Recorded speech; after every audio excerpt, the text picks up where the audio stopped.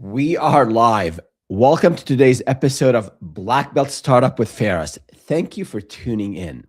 So, what's new in the world of entrepreneurship? If you've been thinking about starting a consulting business or you've started and you're refining your offer, you've probably asked yourself some version of this question. Is this actually a good idea? Or am I just convincing myself it is?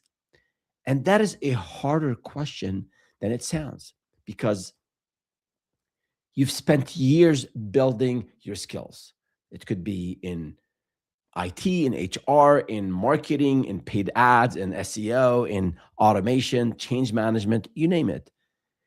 And you've attended conferences and you've got certifications and you have 3, 4, 5, 6, 10, 15, 20 years working and showing up and becoming an expert in your field. So it's very easy to assume that those skills, whether those are the hard skills I mentioned or even soft skills, communication, um, active listening, all those skills that you have developed, it's easy to assume that they should translate directly into a business. But the market does not reward skills. We wish it did. It rewards relevance.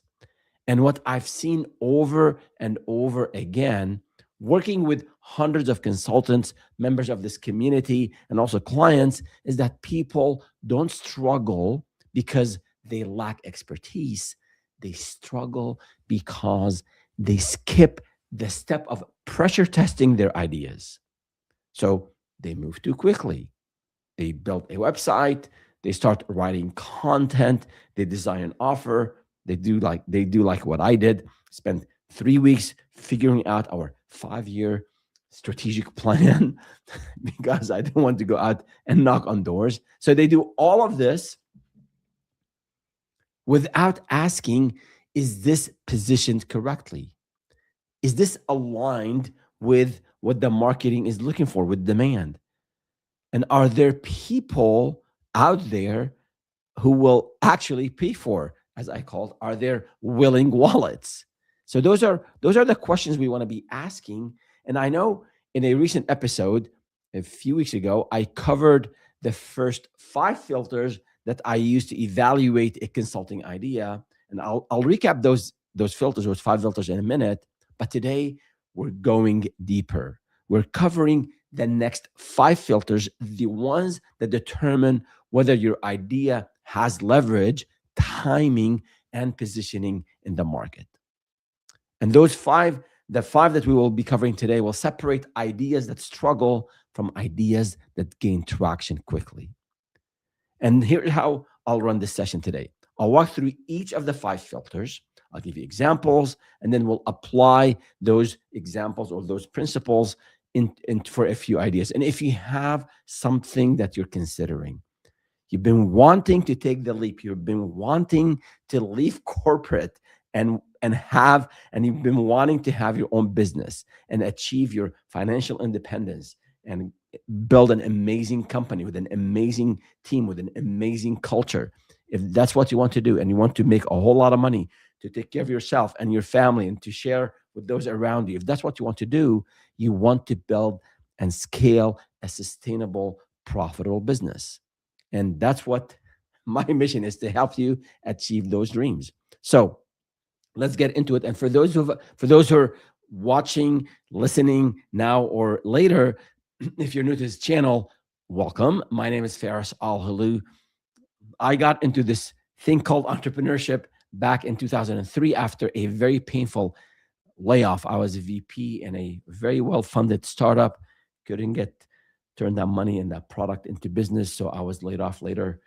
A bit down the road, the company folded.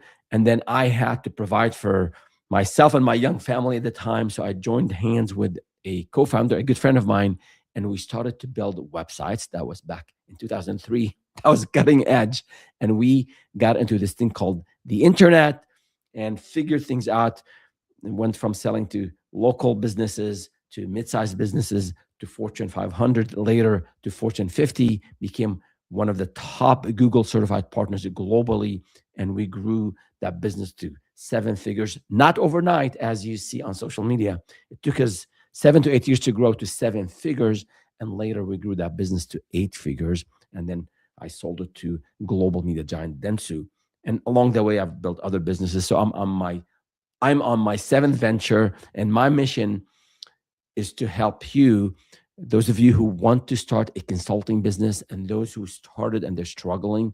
I want to help you do it right, build a solid business, a profitable business, and enjoy the ride. It's not going to be an easy ride, but it will be easier with learning from others, including from my journey. My journey will be different than yours, but I'll provide you with blueprints, with maps that will make that journey easier and help you increase the chances of success.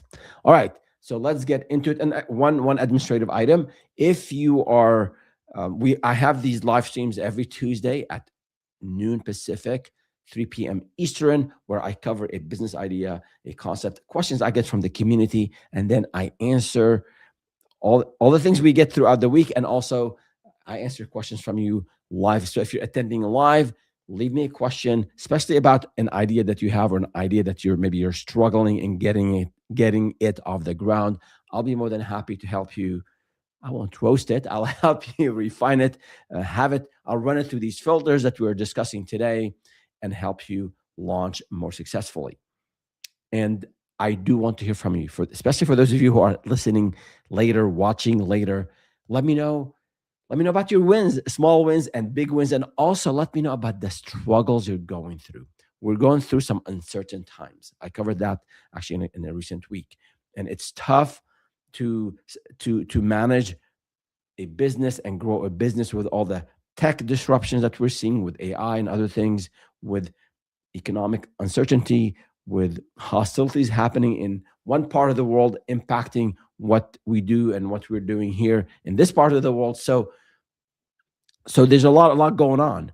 But my mission here, I won't get into politics. I want to get into other things. My mission is to help entrepreneurs increase their chances of success. So if you have a question, a challenge, something that you're struggling with, leave me a comment on YouTube, on social media, or if it's something private or you haven't announced to the world and to your boss that you're starting a business and you don't want to put anything online yet, I get it. I understand.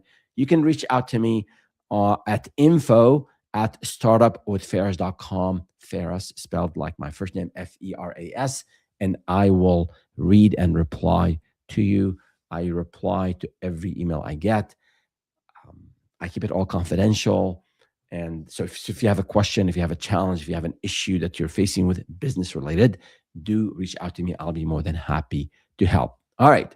So with that behind us, let's get into the filters. Before I get to the filters number 6, 7, 8, 9, and 10, a quick recap on the filters I covered in a previous episode. In that episode, I covered 1 through 5. So the first one was founder idea fit. So basically, if you want to get into a space, if you have an idea, is there a fit between you and the idea?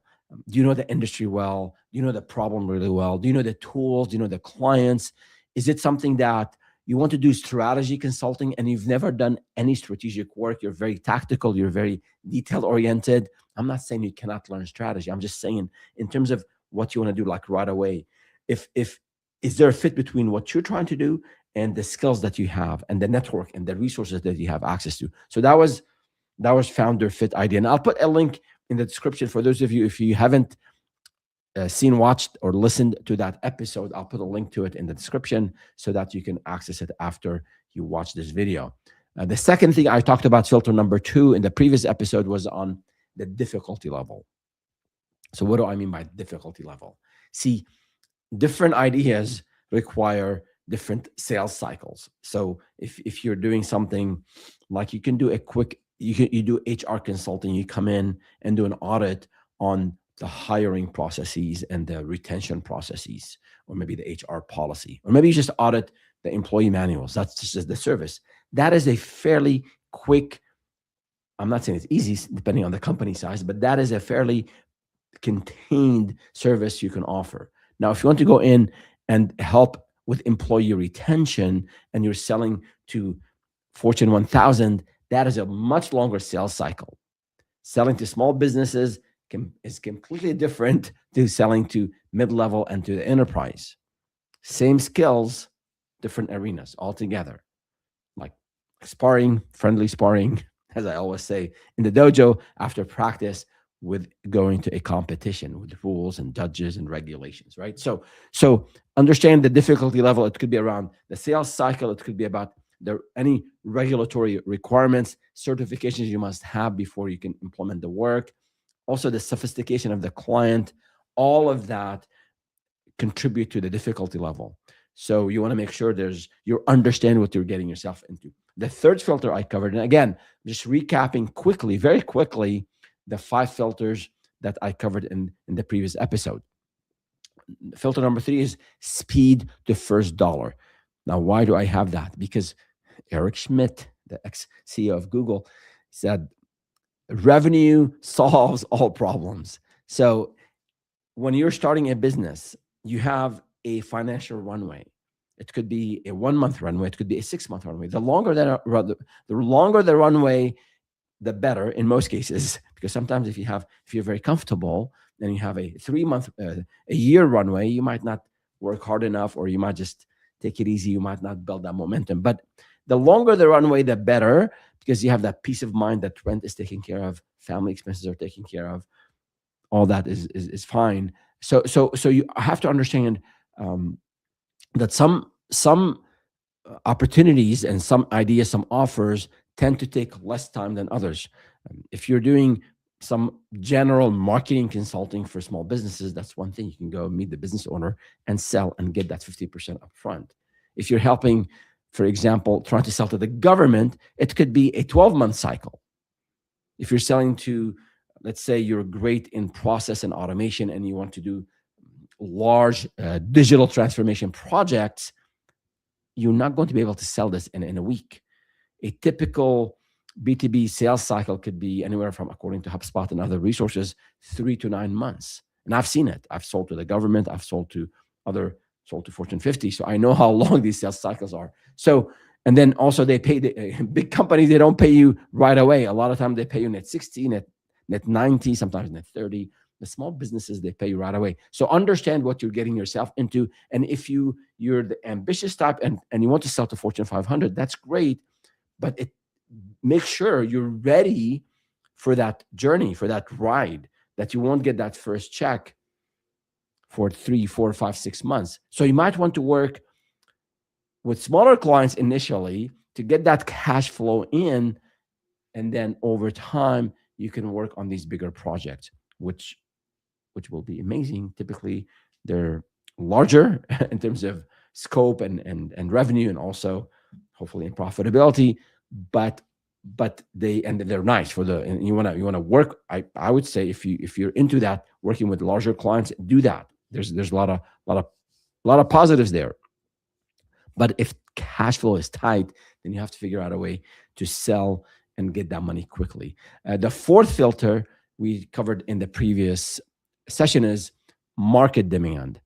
So you want to make sure you're selling something that people have a need for. And you can go on Google Trends and search. You can look into Google ads or Facebook meta ads and see search volumes and what people are searching for over the last 12 months. You can look at LinkedIn job postings. There's a report that LinkedIn provides, I believe, 100% yearly. I think they might be doing it quarterly. It's called Skills on the Rise. So you look for the skills that are in need and people are acquiring. And typically, if employers are looking for certain things, they might not be able to hire people quickly, so they might need consultants. That's an opportunity for you. Also look for what is it that large consulting firms are already doing. Okay, look for industry forums on Facebook, LinkedIn groups, and see what people are talking about. So that's, you can go to conferences and speak with vendors and competitors actually. So those are signals to help you identify if there's market demand for what you're offering. And the fifth one is access to buyers. People buy from people. Keep that in mind. Even in business to business, even BTB, long sales cycles, B2B sales, still people buy to people. So do you know people, when I say access to buyers, do you have relationships in a specific industry? Maybe you've worked in healthcare for 15 years and you know every insurance providers in your region. That is important because if you're selling to that sector, you already have people who can potentially make some warm intros for you to your potential buyers.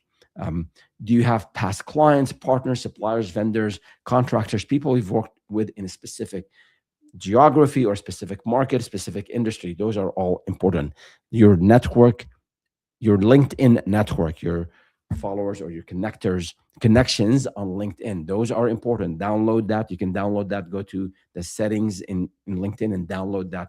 All of your network. And for those of you who haven't built a network, or maybe some of the younger crowd, you're still building your resources and your network. Make sure you connect with people on LinkedIn and don't spam people you haven't met yet. But if you go to a conference, you go to a meetup, you have a call with a customer or a partner, connect with them on LinkedIn, send them a nice message, and build that relationship and nurture it over time. We can talk about nurturing later. So access to buyers is another filter. So those are all five. I spent a long time discussing each one of those items in a separate session, but I want to, for those of you who are new to the channel or haven't watched or listened to that episode, you now have some of that foundational knowledge that I covered in a previous episode. Today, so those five factors or five filters will help you decide if an idea is viable. The next five will determine how well it will perform. So meanwhile, so for those of you who are live with us, again, if you have a question, if you have a comment, if you disagree with something I'm saying, I'd love to hear from you. So let me know, or if you have a specific question you want me to provide my perspective on it or my answer, please go ahead and add your comment on the social media platform you are on. All right, so we're moving from viability to positioning and leverage. So filter number 6, niching down. And niching down is probably one of the most talked about concept in business, especially on LinkedIn. And the idea here is that generalists blend in and specialists stand out. And a lot of times when you start a business and you have, again, 5 years of experience, 10 years of experience, 30 years of experience, you're eager to help, you're eager to solve problems, and you think, I want to pitch, I want to have a large audience, a large market. So you're thinking to be broad and positioning yourself as a generalist, as a broad, you have broad positioning, which actually it's maybe counterintuitive, but it creates confusion. Because if I am a regional insurance provider and I have some data privacy laws that I have to comply with, and I have some new systems in IT that I have to implement based on some regulations, I'm looking for an IT provider who understand healthcare, who understand insurance providers. So if I come across if we and I meet at an event and you say, hey, I'm an IT consultant, okay, great. But if you say, but it's broad. But if you say, hey, don't say hey. Some older folks don't like hey.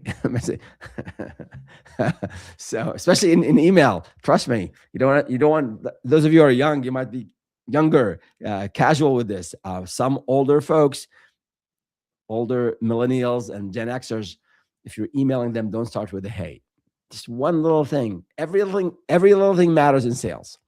Okay, so hello, right? Hi, how's it going? Hope all is well. Respond to these emails. All right, anyhow, back on track here. So if you go to that insurance, the IT, the COO or the CEO of this regional insurance carrier and you say, I'm an IT specialist in healthcare. I've worked with companies of similar size, or that's what I specialize in. It's going to resonate much better. It's going to land much better. So that niching down actually does not eliminates confusion because you're talking to them to their pain points. You understand the space they're in. So that's one thing. Also, if you are thinking that if I focus my effort on a smaller pie or a smaller share of the market, I'll lose opportunities. It is the opposite because of this concept of resonating with the buyer. So keep that in mind when, and I'll give you some examples. But the idea is there's an industry, or there's also a company size. There could be a geography. There are many ways to niche down, but you're solving a problem for a specific industry, for a specific company size with some specific outcomes. Now, I hear this every once in a while, and it's a valid point. Did I niche? Do I niche down? Do I niche too far? Do I niche down too far? So of course, and it's hard. Like if you're new to business, like you're not sure. Did I niche down far enough? Am I not niching down enough? So some of it is trial and error, and sometimes you niche down too much, and you just don't like whatever you're doing, and it's not just working well with you with this type of client. So initially, have a focus, have a general direction, and it's totally okay to pivot, to realign along the way. Every quarter you go and reassess what you're doing. So don't be afraid of, definitely don't be too broad. I'm a marketing consultant, I am an HR consultant, I am an IT consultant, I am an automation specialist. That is just way too broad.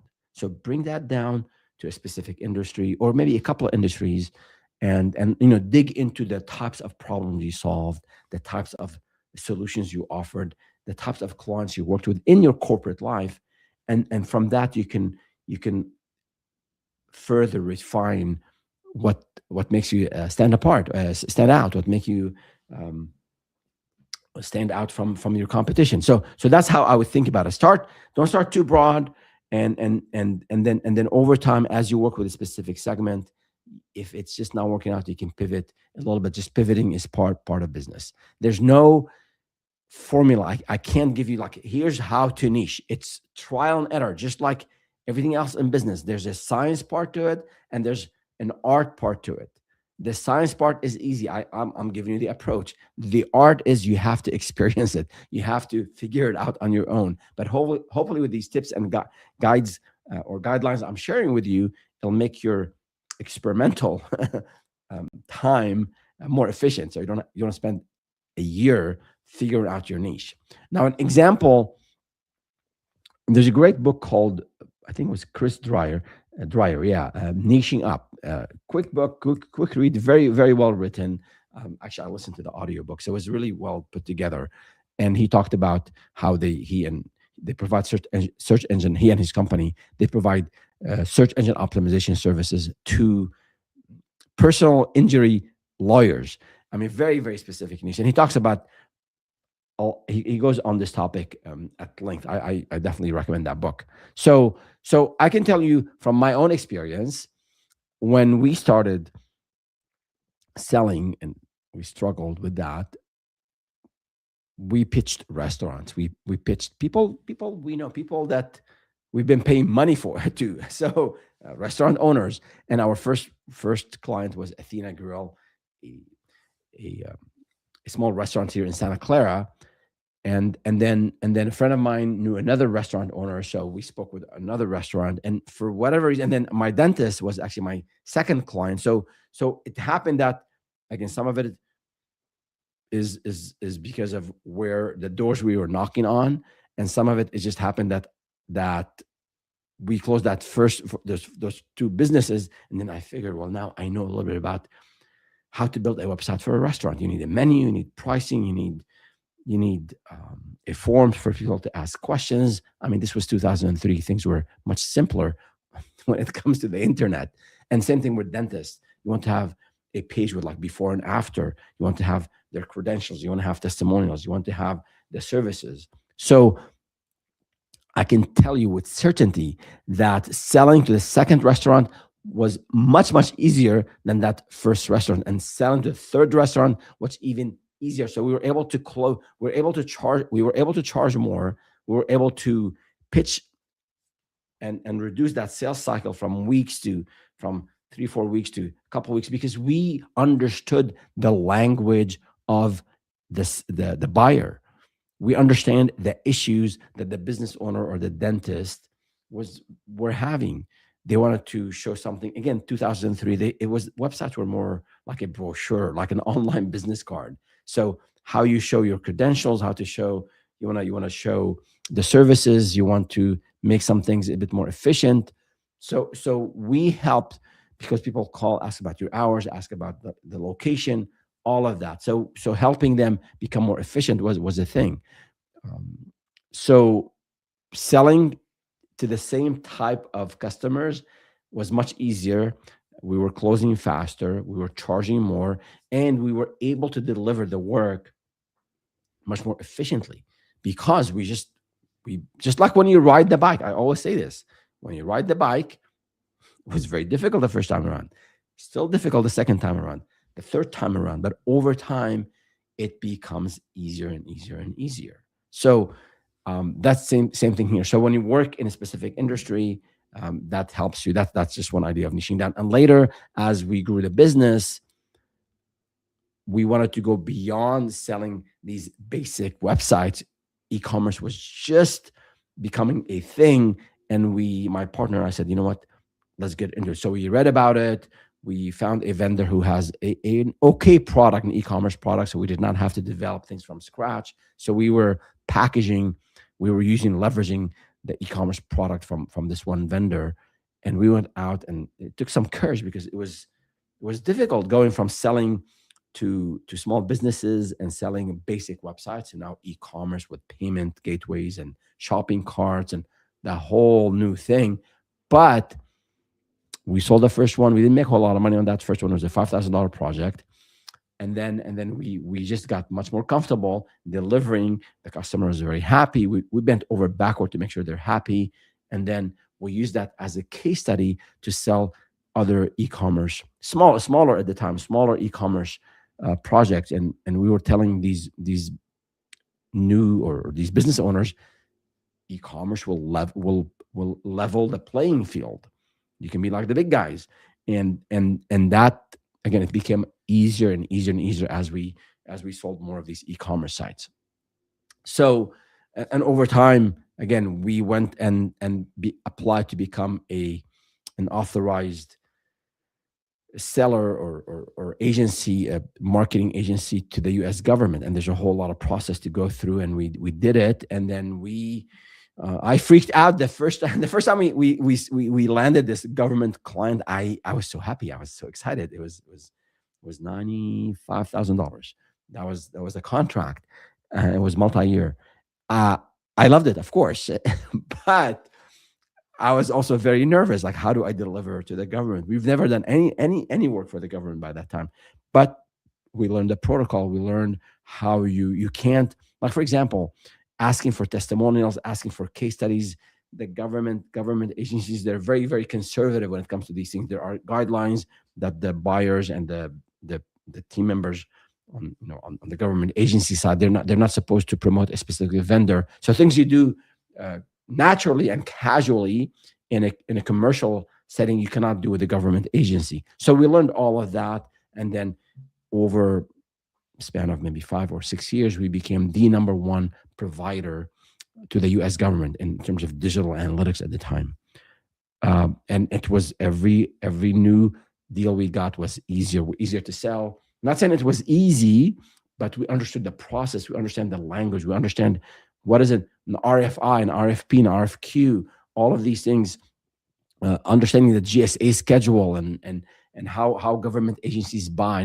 So it wasn't just knowing the technical skills and what the buyer was looking for, but also the whole aspect of the sales process, and how to present yourself, and how to pitch and how to I don't know if you can negotiate and how to make sure that government is getting the most favorable pricing. All of those things we had to learn. But once we learned them, once we did a couple of those, we doubled down and it paid off really well for us. So these were some examples on how we niche down. And sometimes, like I said, you niche down on something and it doesn't work out, so you pivot. So I had don't think it was all easy and all always worked out. I had a whole lot of challenges where we picked a service, we focused on it in a specific area, it didn't work out, so we had to pivot and drop it, or just call it quits on that specific thing and move and put our energy and resources on something else. So that was filter number one from this episode, or in total, that's filter number 6, niching down. So the one thing I do not want to hear from you is, I'm a marketing consultant, I am an HR consultant, I am an IT consultant, I'm a change management consultant. Focus it some more, niche it down a little bit, and then go after that specific market and that specific segment.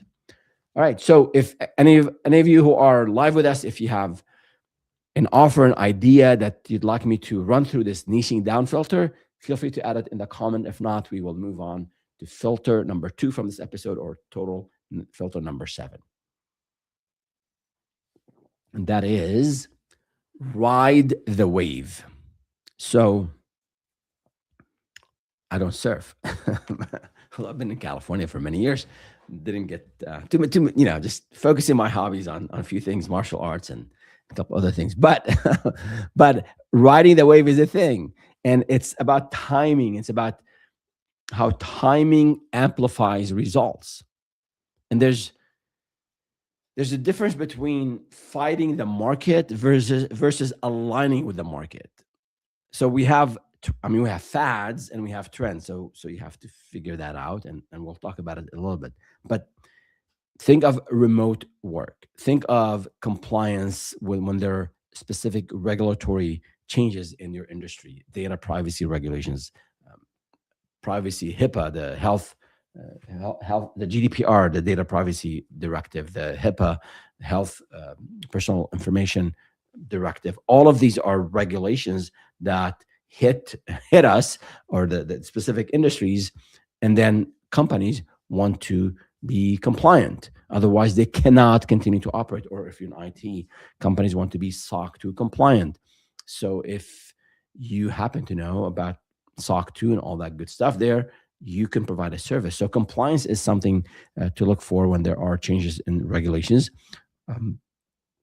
Tariffs, again, not getting into the politics of it, but when there are new tariffs, new regulations, everyone in that supply chain area, they're impacted. So can you come in and help companies identify what works, what doesn't work? And I did a whole episode on tariffs from that perspective. Again, not the politics of it. We can talk about the politics of it offline anytime. And then AI, of course. AI. What can you do with AI? If you're not a developer, right? You can use, as I hear it, used applied AI. How do I use AI in HR? How do I use AI in IT? How do I use AI in finance? How do I use AI properly in marketing? So there are certain trends that you can, those are the waves, and you can ride the wave. And as they used to say in corporate, a rising tide lifts all boats. Of course, it could do other things with these boats, but we're thinking positively today about riding that wave and getting lifted by this big wave.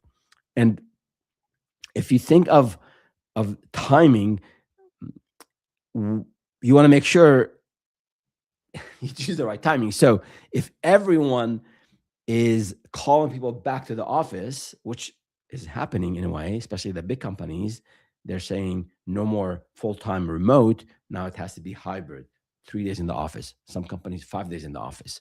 So doing things on remote work at this point, maybe it's not the best timing. 2-3 years ago, during COVID, during the pandemic, great. If you happen to be working in a region when there's conflict, like we have a business in Dubai, and we have some folks decided to work from their home countries. So, and if you've never done any remote work in that environment, then maybe you can come in and help these businesses who now have to work, they're asking their employees to work remotely for personal safety if they have specific reasons to leave. So there are opportunities sometimes because of external factors where a specific thing becomes a need.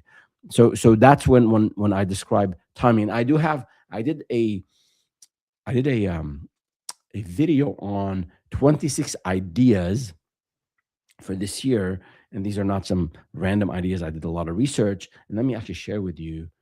Give me one second right here. Some of those ideas, because they are, if you're struggling to find an idea, I know this is more of um, a sidetrack here, but it's important because some of you are struggling to find ideas to start a business. You want to start a business, but you're not sure what to do. So let me share with you. Give me one second here. So here.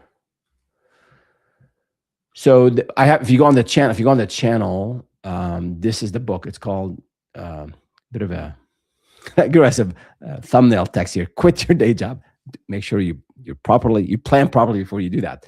But 26 business ideas for 2026. Stop struggling to start. So you can check out that video.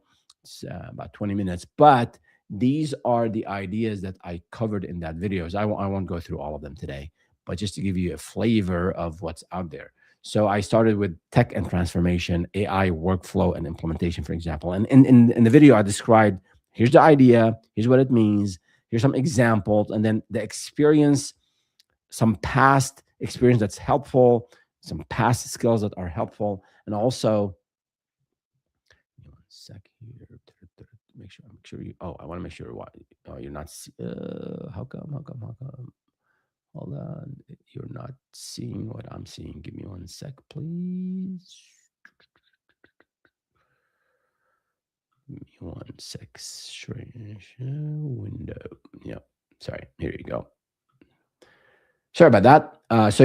So here's the idea: like tech and transformation, AI workflow and implementation, and then the description, the examples, the past experience, past skills that are helpful, and also potential new skills and knowledge that you need to acquire. And then I had two other columns. One is the difficulty level, and one is the speed to first dollar. So and I had six categories to help you.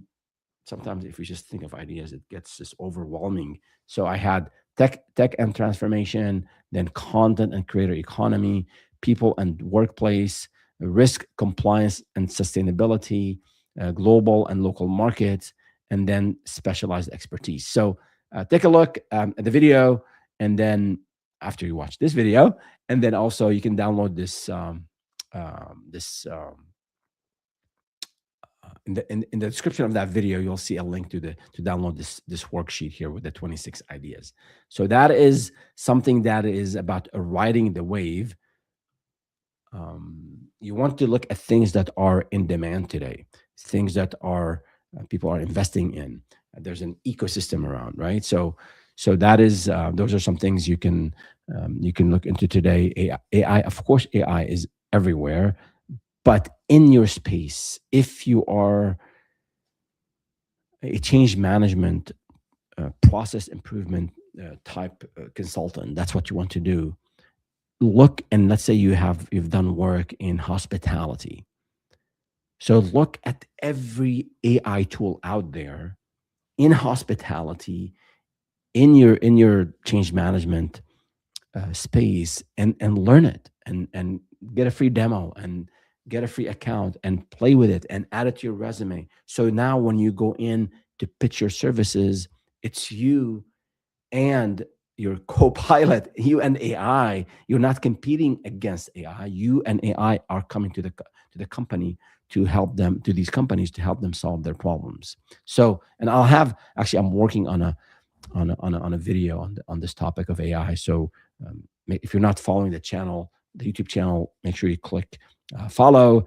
If you're liking this content, and of course, a like is always appreciated, and leave me a comment about specific questions you have about AI and consulting, as I'll be addressing those in an upcoming video. So that was filter number 7, the second filter in today's session. Now, next one is filter number 8. Boring is bountiful. So, a good friend of mine, Alex, always used to always say that, and he was in consulting as well. He was a competitor. Then we got acquired, and he became my boss. Uh, Amazing guy. Um, and he always used to say, in consulting, of course, cash is king. But boring is bountiful. Everyone wants to chase the sexy problem, the shiny object. They want the cutting edge solution. Yes, these things have appeal, but I can tell you from over 20 plus years of experience in consulting, in sales, and marketing, that unsexy problems equal reliable revenue. A lot of people don't want to touch boring stuff. So, number crunching, back office work, uh, some we used to say plumbing work when we used to do data and analytics. There's the plumbing work, like making sure the data is accurate, and the data it has a higher degree of accuracy. The data is scrubbed and ready for analysis. And then there's the cool work of analysis. So that is when you go and find insights and derive these insights and then present them to management and get that bonus, right? Everybody wants to work on the shiny executive dashboard, but there's a lot of plumbing work that has to happen under um, to get to that fancy dashboard. So looking for opportunities, especially operational problems, things that companies always have a need for. There's a consistent demand. So, um, for example, updating in my example, we were selling websites, and that was again cutting edge at the time. We found out after listening to attending a sales course. I remember Marvin, the sales guy, the sales teacher, the course instructor. He was saying, hey, Ferris, if you want to grow a sustainable business, look for ways to create recurring revenue. And I'm building websites, my partner and I. So, how do we have recurring revenue? So, we found two things. One is when you build a website for a company, you can host it locally. That was common actually in the old days. 2003 is the old days, yes. Or you can host the website in the cloud. So we found a very reliable hosting provider, and I think they would charge us like $20 a month or something like that. And then we would go and sell that package for $49 a month, $99 a month, just hosting the site. Of course, if the site goes down, we had to we had to follow up with the hosting provider and provide that customer support to our clients. But we found a reliable provider, and we were reselling that hosting package. You think about it, you get it at $20, $25, you sell it at anywhere from $50 to $100. There's a nice margin for a small business at the time. And if you have 20 of these, so let's say it's $50 a pop times 20, $1,000 of recurring revenue without you having to do a whole lot of work. So that was kind of mixing recurring revenue with this boring is bountiful. But there was a nice revenue stream for a small company our size at the time from selling hosting. Later we had a whole lot more with hosting. So, and we were hosting e-commerce websites, we were charging more. So that's one thing. Also, instead of just focusing on building websites, we went to these restaurant owners, we went to these small businesses, say, well, you should update your content. Your content will be stale. You want people to come back to your website and find useful information. So we can have $100 a month retainer where we come in, we have a call with you, we meet with you, we get the new information, we put it on the website. Boring stuff, listing, updating content on the website. But that created that revenue stream for us. And later, when we were selling to the Fortune 500, we became very good at what we were doing in analytics consulting. And then we became a Google Analytics reseller. So we were reselling the license. It was enterprise level, so $150,000 a year. And then Obviously, you have to pay a good chunk of that to Google, but we had a nice margin still. So, res- being a top line consulting, solving the most complex problems with analytics, attribution, and how to improve your conversion rates and all that jazz was what people wanted to talk about in conferences and as consulting companies. Everybody was bragging about, in a way, sharing information and bragging about how complex of problems they were solving. And then we were not there yet, although we had an amazing team, but we're still not at that level. So we focused on reselling those licenses. And then people were concerned on my team, hey, we'll have this reputation of just being resellers. And it's not shiny, it's not sexy. Um, but I can tell you those amazing margins that we ended up getting from selling so many licenses enabled us to invest in improving the skills of our team, hiring senior talent, and then going back and pitching and winning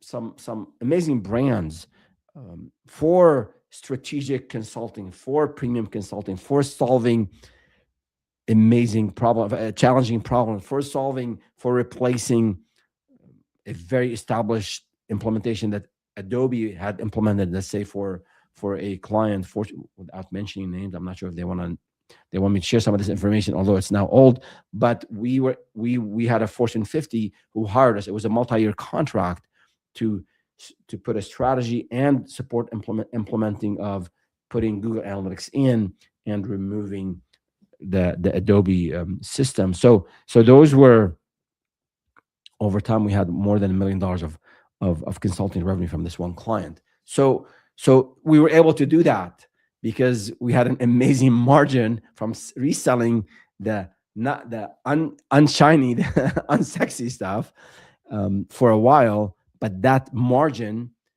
enabled us to do all the cool stuff later. So if you're looking for prestige, if you want to have those amazing logos and you want to do this service that you have in mind, that cutting edge service, you might not be it might not help you get to revenue very quickly. So you might want to, I don't want to say, like, humble yourself a little bit and do some of that legwork, some of that plumbing work, do some of that work that is not very shiny, get to revenue, get profitability up, hire people, and then you can focus on these big shiny projects with obviously they'll give you a whole lot of boost to your reputation in the industry and those clients that you help solve these complex problems. They'll tell their peers, they'll tell their friends. People move around from one company to another, and you get more of those types of clients. But at certain times, it is okay to do the boring stuff because boring is bountiful.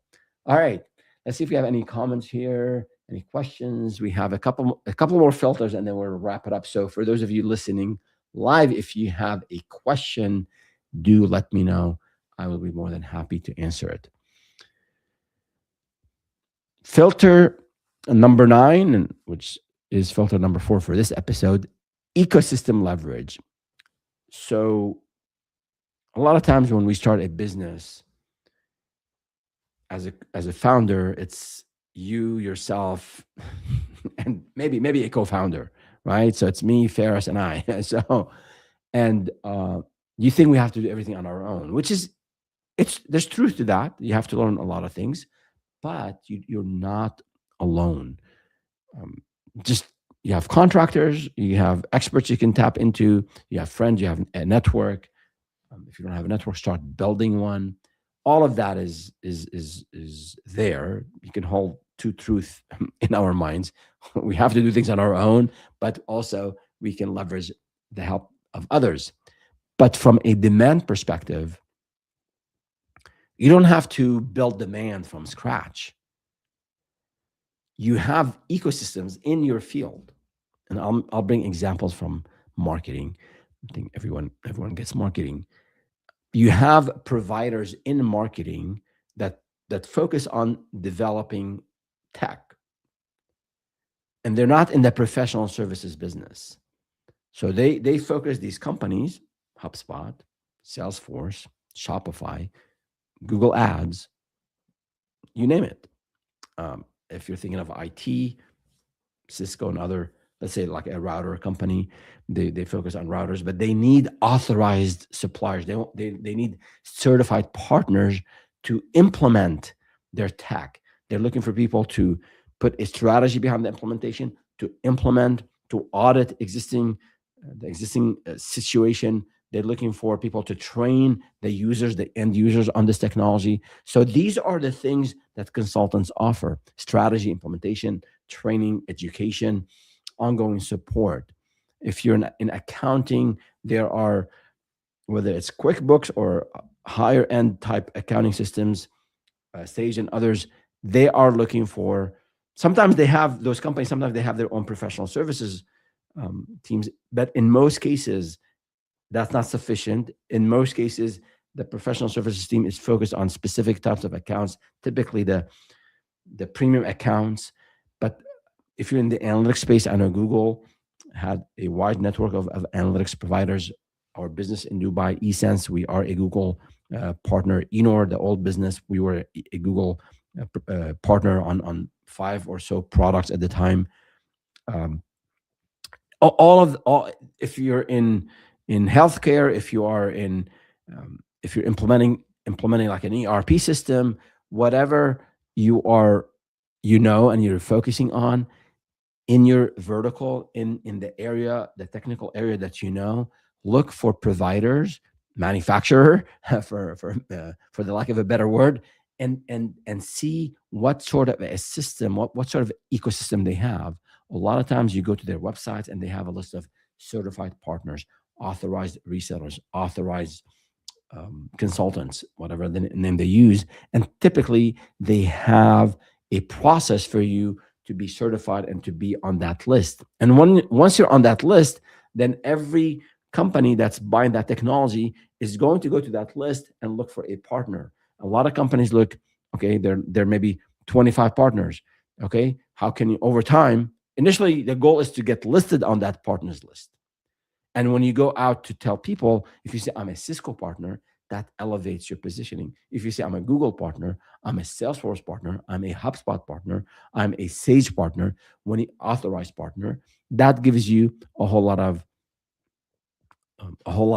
credibility, more credibility. It elevates your positioning. You can have that logo on your business card as well, because you are a small business owner. You might have 5 patents and you might be the most amazing consultant in your space. But people, as I said earlier at the beginning of this episode, the market does not reward demand. It rewards relevance. And when we see someone who has the certifications and has the 5-star reviews and has all the street creds, all of that, they are more impressed with you and they are more likely to buy from you. So look for this. This is, I think, an underutilized area for consultants. Identify platforms, systems, software, hardware, vaporware, whatever, anything that is related to what you offer, and see if you can become a certified partner, an authorized partner for that in that ecosystem, and leads, and then invest in that partnership, and work with your partner manager at that company and show them case studies you've done. They love for other consultants to brag about the technology and to show how the technology is solving problems. They'd love to get end user feedback. So don't only, it's a two-way street. You have to reciprocate. And that's what we did when we were Google partners. We were writing about the product. We were promoting the new features. We would, like, the minute a new feature was rolling out, we would have a blog post on it. We would send a newsletter, email newsletter to our clients about the new features. We would provide feedback to Google. If there are some issues, we pass on the feedback to Google, and they appreciate. A lot of times I got introduced almost on a monthly basis. Go to the Google office and meet with product managers. They want to hear from me, from our team, what is it that our clients are asking for? What is it? Are the clients happy with the product? So when you invest a little bit of that time, You can allocate it as marketing time. It's building that relationship. And then good things happen when you have strong relationships with people. You trust them, they trust you. Certain level of energy happens, and then the goal here is to help the end client solve a problem. And you're doing that. You're solving a problem with the help of these this tech, software or hardware, or a solution that someone else is building. So that is something that is under utilized in my discussion with founders and with people who want to be entrepreneurs. Look for platforms or tools or ecosystem that you can attach your idea to. All right. Filter number 10, which is filter number 5 for this episode, stress test. Okay. So every idea has friction. See, we fall in love with the ideas, our own ideas. And I always say, treat your idea as a hypothesis, not as something you love or something that, not like your baby. Your business idea is a hypothesis, not your baby. Because if you are focused so much on, like, if you fall in love with the idea prematurely at times, there'll be a whole lot of blind spots. You're not looking at things objectively. Just like when you fall in love with someone else. So with someone, sorry. So I want you to focus on, you want to poke holes in this idea. You want to understand dependencies, the market, um, in terms of the complexity of implementing this idea. You want to also, from a stress testing perspective, at a bigger picture, what happens when things go right? What happens when things go wrong? What could go wrong? Can you survive a slow start? If you watch this previous episode on the pass, the speed to first dollar, if it takes you 6 months to close a deal, can you survive that? Do you have the financial runway? Is your partner at home, your spouse, someone who is impacted by your decision? Are they okay with you having no revenue for 6 months, or are they going to panic? So from stress testing, I wanted to stress test the technical idea and that there's a market demand for it. I also want to make sure to step sort of outside, look at the business from the outside. There's working in the business, there's working on the business, and ask those questions. What has to go right? What could go wrong? And then, can you survive? Can I survive a slow start? And it's not, again, about being a pessimist or lack of positivity and lack of optimism. It's about realism, and it's about preparation. So, so I want you to stress that again. All of that, there's always context. When I'm saying stress test, it doesn't mean that you stay at home. Let's say you decided to take the leap. Let's say you're laid off and you want to start a business. You want to look for a new job for the first 3 hours of the day, and then for the next 7 hours, you're working on your dream idea. So when I say stress test, I don't want you to spend 3 weeks sitting at home stress testing. No, allocate 2 3 days to go through all the plans, talk to others, research online. That's enough. And then I want you to go out and speak with people. I want you to go out and talk to potential buyers or people who know buyers, and research competitors to make sure you validate your idea. And on this idea of validation here, if let me share my screen one more time. If you, I just published actually last Thursday, yeah, just recently, this video on how to know if your business idea will actually work. So I went into these in this video. I go into all 10 of these filters in one video. So if you want to have, you want to go through it there, go ahead. And if you also want to download the spreadsheet and put together, I have here the, yeah, let me make sure everybody can see this. Yeah, yeah, shown. Yeah, perfect. Yeah. Let me make it larger. So you put your idea, and then you look at these validation points. These are the 10 filters I've been discussing today and in the previous episode. And then put an evidence next to each point, and then score yourself. And then Maybe you want to have some specific actions or tasks you want to run to improve the score. And then you have a final score at the bottom. You might not be very good at this stuff. You might try it, it's going through this exercise and thinking about it, and then asking others who've gone through a similar exercise, and people who maybe in adjacent industries who've started a new business, talking to people about it and talking to potential clients and doing your research will help you get better at validating an idea. And because at times, well, always, you want to validate the idea when you start, but later, a year from now, 6 months from now, a year from now, you might want to pivot. So you want to and try a new service, new segment, new market. You want to upsell, you want to do other things, you want to resell, and you want to sell consulting and resell a product. It's always a good idea to go through this validation process to make sure you are on the right track.